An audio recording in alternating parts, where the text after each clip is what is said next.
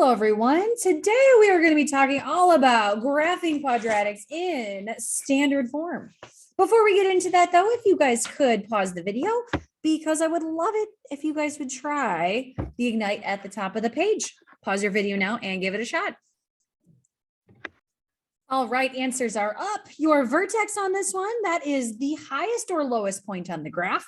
It's also coincidentally the point that divides the graph in half. And that is this point right over here. To get there, I go right 2 and I go down 3. So 2, -3 is my vertex. Now the axis of symmetry, that is the line that cuts the graph in half. If you picture laying your pencil down the line that I just drew, that's where you would have to place your pencil that would divide this in half. And it coincidentally goes through your vertex, which means when we look at what the axis of symmetry is, you're going to notice that the x value of the vertex, is always going to match what the axis of symmetry is. Axis of symmetry is x equals 2. And then last but not least, we have our y-intercept. This is over on our graph where it crosses the y-axis. And the point where it crosses over here is over at left or right 0, up 1. This guy right here is our y-intercept. Now, when we start getting into graphing our own quadratics today, there's a couple pieces that we probably need to do first. And one of the things that we always typically start by finding before we get into our graphs is that axis of symmetry. We haven't needed to do that before today because everything has been pre-graphed before today. But today we need kind of a starting point to actually go about finding our quadratic on our graph. And to do that, we're going to use the axis of symmetry formula, which is x equals opposite of b all over 2 times a. Sorry, guys, my times went a little bit crazy there. 2 times a. There we go. Now, when we look at this axis of symmetry, that a and that b is always going to come from somewhere in the equation. Now, if we remember standard form is y equals ax squared plus bx plus c. So that a and that b are coming from the equation, and they're coming from the numbers that are in those spots. A is always the number that's in front of x squared, and b is always the number that's in front of the x term. So if we look over at example A here, the first things that we're going to start by finding are our a and our b values. A is always the number that's in front of x squared, so ours is 1. B is always the number that's in front of the x term, which is -1 for us. Now, when we go over to our axis of symmetry formula, when I go and I plug this in, we have to be careful how this happens because the top says we plug in the opposite of b. If b is -1, then a +1 is going to be what gets plugged in. And it's all divided by 2 times whatever the a value is, which for us is 1. Now, if we simplify all of this, 2 times 1 is just 2, and 1 divided by 2 just is 1 over 2. So what I would love for you guys to do right now, if you guys could pause your video, I want you to try example B on your own. Give it a shot right now. All right, answer is up. You should have got x equals -1. A on this one should have been a +3. B is the number before the x term, which is a 6. So when we plug those in, opposite of 6 gets plugged in for the number that's on top. And we divide that by 2 times 3. 2 times 3 is 6. So -6 divided by 6 is -1. Now, our first quadratic that we're going to actually go ahead and graph is what we call the parent function. And this parent function here is kind of like what, and I have the definition written up here. It's what we consider the most basic quadratic out there. So when there's no fancy equations in there, it's simply just y equals x squared. And we want to think of this one as the quadratic that all other quadratics are based on, basically. So when we talk about parent functions, that's exactly what a parent function is. All graphs have what's considered a parent function. So I figured it was a good one to kind of graph first before we start graphing some crazier quadratics. And the first thing that we're going to go about finding is the axis of symmetry.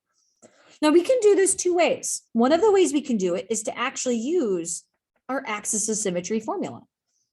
I do x equals negative b over 2a, well, this one's kind of easy because my b term is the number in front of x, which we don't have in this problem. So that becomes a 0. And I'm going to divide that by 2 times whatever a is.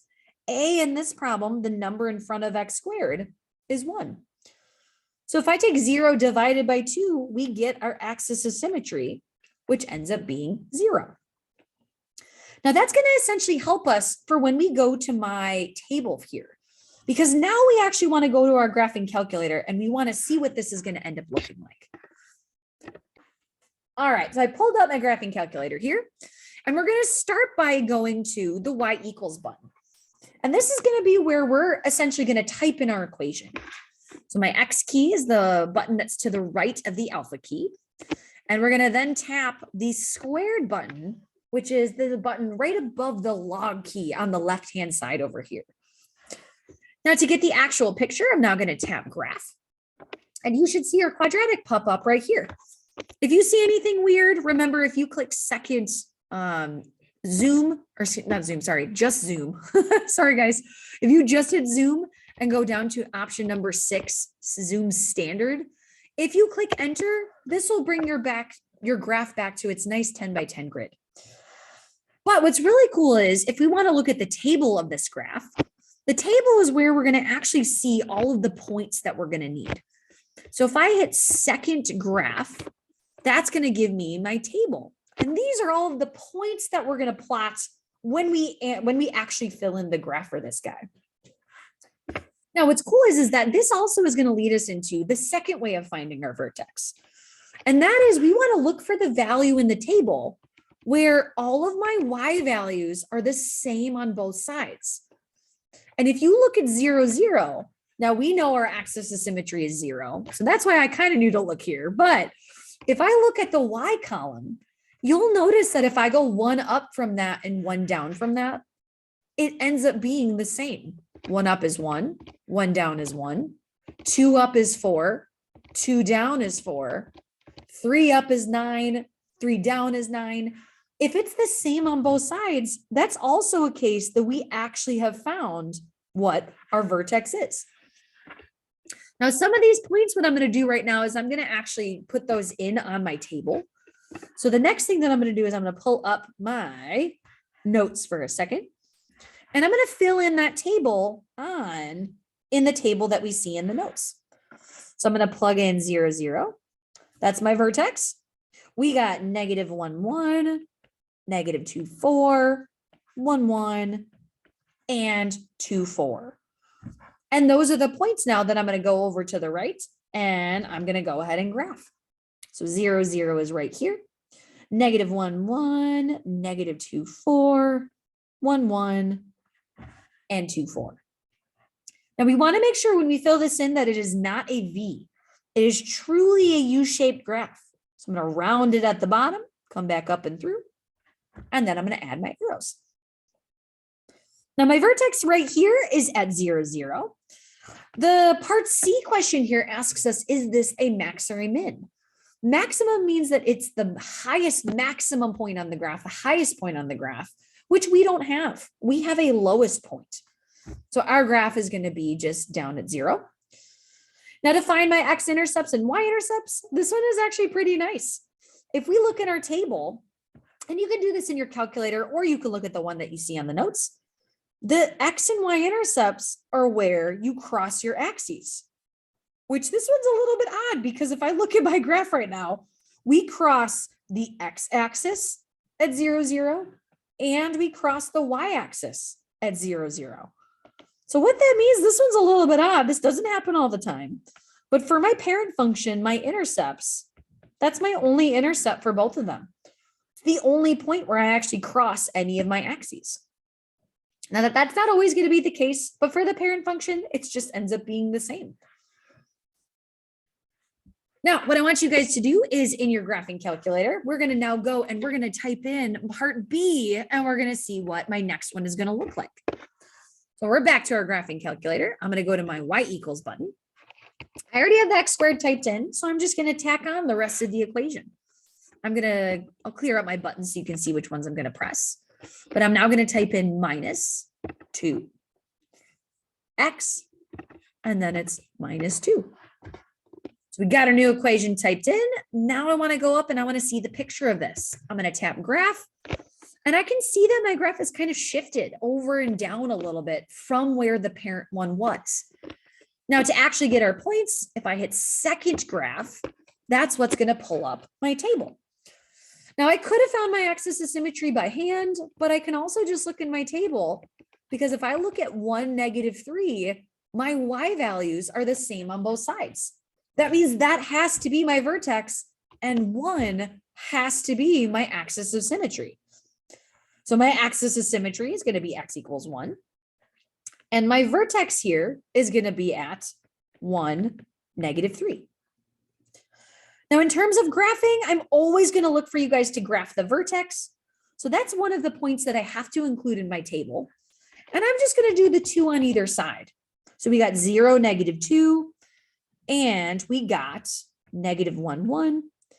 And then we got 1, -3, obviously, but now we're going to do 2, -2.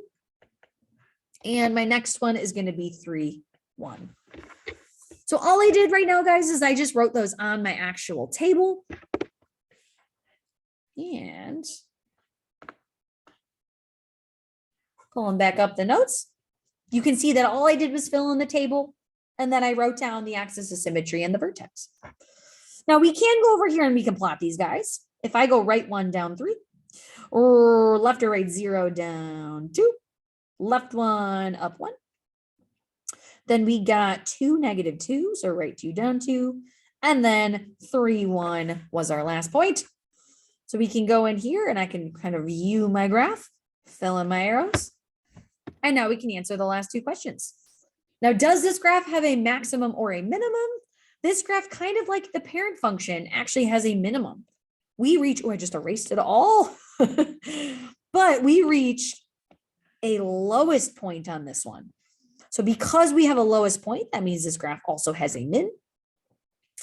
Now my intercepts, again, the nicest one that we can actually see is in my table. If I look in my table to where y is 0, that's always going to be my y-axis, or my y-intercept, excuse me. There's no fancy process to finding the y-intercept. It's just always in the table. Now the x-intercepts, we have to do a little bit more work, because I can see, if I look over on my graph here, I can see that I cross at 2 points.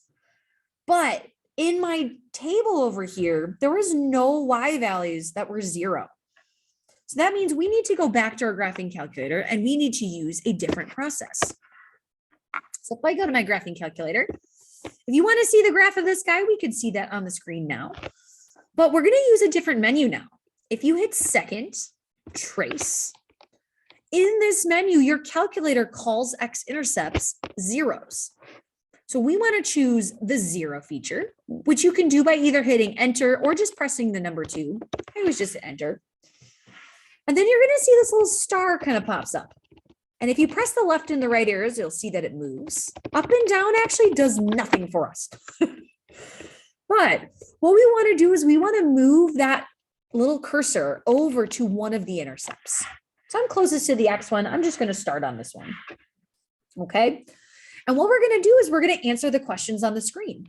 Left bound means I'm only going to hit my left arrow. And we want to hit it as many times as it takes for us to not be on the intercept anymore. And then we're going to click enter. Now you might have a different calculator than me. Mine, I have the TI-84 plus CE. If you have the TI-84, it's not going to come up with that line that's there, but you will see that arrow that shows up above the cursor. And you'll notice a new question is being asked. It says right bound. I'm going to move my cursor. I'm only going to press the right arrow. And I'm going to go far enough so that I cross my intercept. And I'm on the other side of the axis. And then to answer the question, we're going to click enter. For the guess question, we're just going to click enter again. And my cursor is going to jump right to what my x-intercept is. So on your paper, you can write down in the x-intercept spots. We can write in there that it's at negative 0.73, comma, 0.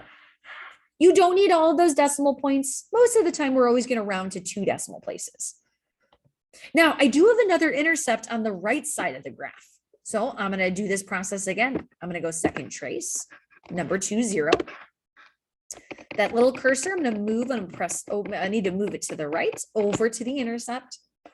And now we're going to start answering the questions. Left bound means I'm going to go to the left of it. So I'm going to press the left a few times. Again, just so you're not on it, that's the most important thing. Press enter. Right bound means I'm going to press the right key and I'm going to cross it over to the other side. And I'm going to press enter. Guess we just click enter. We skip this question. And it jumps right to our other x-intercept, which is at 2.73, 0. Now I'm going to switch back to our notes for a second. So give me a sec. Let me pull this up. And you guys will be able to see, oops, hold on guys. Press the wrong button. All right, now we're back. So all I did, guys, was I filled in my intercepts that we just said right here. But those are the places that it's going to actually be at. Now, most of what we just did also is super applicable to when we start working with different application problems. A lot of things that we can model in real life are actually modeled by quadratic equations. Anytime there's a lot of things in sports that are modeled by this, there's actually some different aspects of banking that are modeled by quadratics. But sports is probably the one that we're most familiar with. Like on this one, for example, this one says a foul ball is hit off the end of a baseball bat. Its height h in feet over the course of time t, which is in seconds, is given by the following equation. So you guys can probably picture, if you don't play baseball, if you hit a ball up in the air, though, a lot of us knows what the motion of that looks like. Wherever the ball starts, it's going to go up in the air, and at some point, it's going to come back down. And that in itself is exactly what a quadratic is. That's what we use quadratics to model. Now, in this problem, part A, you're going to notice that we're just going to sketch the graph. We're not doing anything super crazy because a lot of these points are going to go off of a normal 10 by 10 grid. So when we're going to graph this, one of the first things we're going to look to do is label our axes, because we're not using X and Y in this problem. In place of X up here, we're using T. So my x-axis is simply just representing, my time. It's just representing the time that the ball is in the air. And my y-axis is representing the height that the ball is in the air. All right. So on this one, we labeled our axes. Now we actually want to find the other two pieces. These are the only 2 points that I'm actually going to ask you guys to go ahead and graph. So when we graph this, I'm going to go back to my graphing calculator, and we're going to start by typing in our equation. So I'm going to go to my y equals. I'm going to clear this guy out. Now, when we type this in, I'm going to start by typing in 64. But to get that, we don't use t in this case. The calculator can only use x, but it's 64x minus 16x squared. Now, if we type graph on this, you guys will notice that this piece, we do not see the entire graph. I know my vertex, the highest point that this foul ball is reaching is up a little bit more. So this is where we have to start adjusting our window. Now, in the top row of gray buttons, I'm going to tap it right now. So it's what on the screen, what you see in red. If you tap that window key, this is where we're going to adjust what part of my graph that I see. X min right here and X max, those two values change how far left and right we see on the graph, but we want to see more up, which means I'm going to look in my Y max, and this says right now that my graph only goes up to 10. Now, I don't know where my vertex is at this moment, but I do know that it's higher than 10 because I don't see it. So if I try this, sometimes I try picking just a slightly larger number, like maybe we try 30. And if I hit graph again, you're going to see that I see higher on my graph, but I don't actually see my vertex yet. So let's go back down to my Y max and let's change it to be something a little bit higher. Maybe I change it to 60. I don't know. And we're almost there. I'm going to go back. Let's change it to, just to make sure I see everything, I'm just going to make it 100. And now we can see the entire graph of this guy.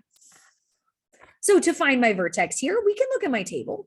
So if I go second graph, if I look in my table to where it's the same on both sides, I can see that my vertex is going to be at 264.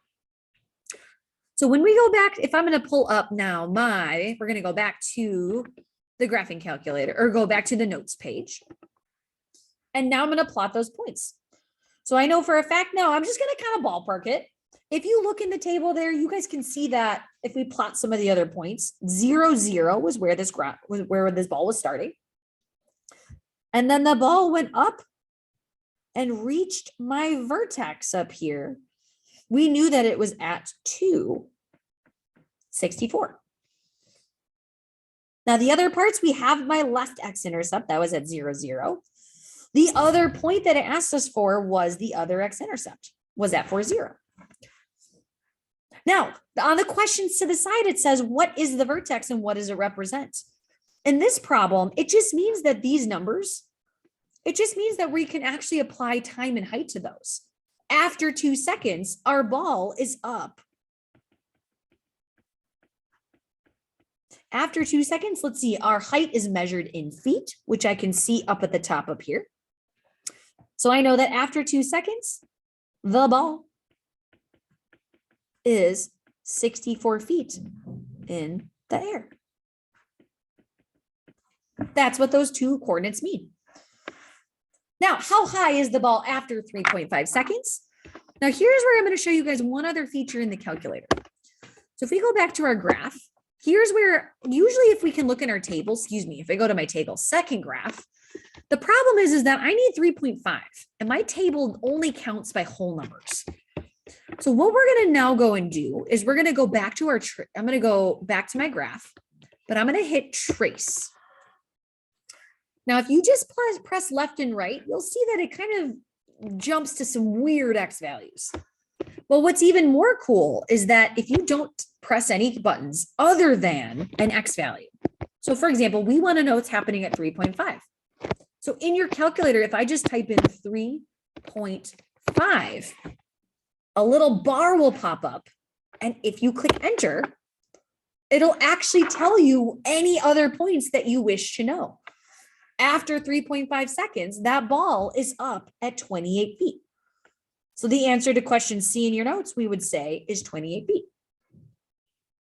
When does the ball hit the ground? We already kind of know that. I go to my table, second graph. The ground at 4 seconds, that's when this ball is actually on the ground. So we would say after 4 seconds. All right. Now, that's it for today, guys. You guys can actually now move on and you guys can start working on the homework for the day. Have a good day, guys.